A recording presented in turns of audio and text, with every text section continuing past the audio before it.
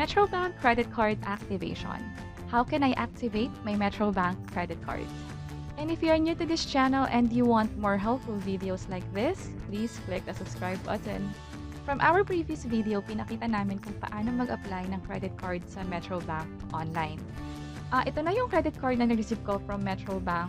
So, nung binuksan ko siya, ito yung mga nakita kong papers.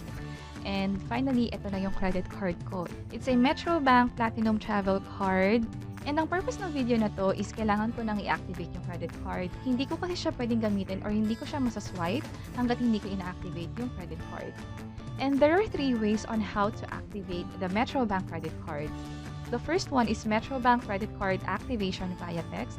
So, ganito yung process niya. I-type mo lang yung ACT space and then yung 16-digit credit card number.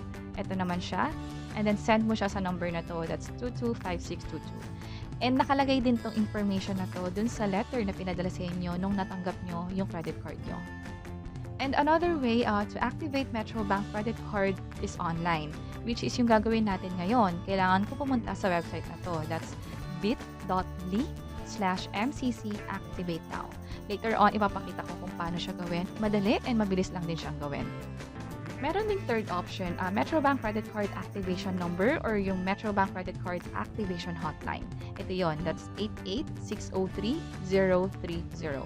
So, gamit ko na yung computer ko and pupunta na tayo sa website ng Metrobank credit card activation para ma-activate na tong credit card ko. So, I'll go to bit.ly/mccactivate now. And afterwards, nare-direct ako sa website na to. So, dito sa bandang baba, i-enter ko lang yung credit card number and also yung other details na meron dito sa credit card ko. So, ito na yung 16-digit credit card ko. For the expiry date, ito siya. Itong valid through na section.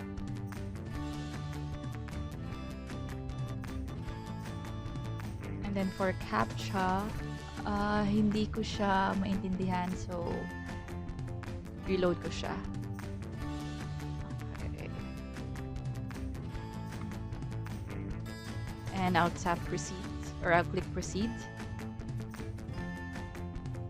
Proceed with the entered card number. So double check ko lang kung tama tong card number na to. And tama naman siya. So I'll click OK. Oops, invalid daw.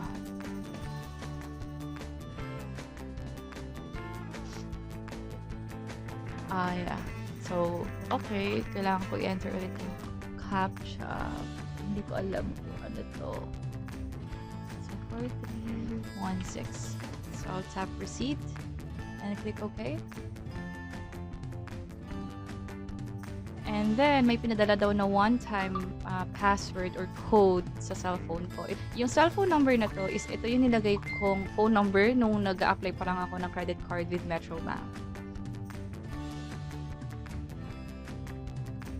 So I'll tap submit OTP. And here, card has been successfully activated. So after this, pwede na akong mag-purchase gamit yung credit card ko since activated na yung credit card. And sa next video, ipapakita ko naman kung paano ko siya na-link sa Metrobank credit card online ko. And also possible may mga questions din kayo like how do I know if my credit card is activated? So gagawin natin is ipambabayad ko siya online like bills payment para makita natin kung nagagamit na talaga or na-activate na talaga yung Metrobank credit card natin. And sana nakatulong tong video na to. Please let us know by clicking the like button. And if you can think of other videos na pwede naming ituro online, please let us know by providing a comment below. And here are other videos na tingin namin pwede pang makatulong sa inyo. You may also check this. And please don't forget to subscribe to this channel for more helpful videos. And this is Lou from Invest Library. Until next time, bye-bye.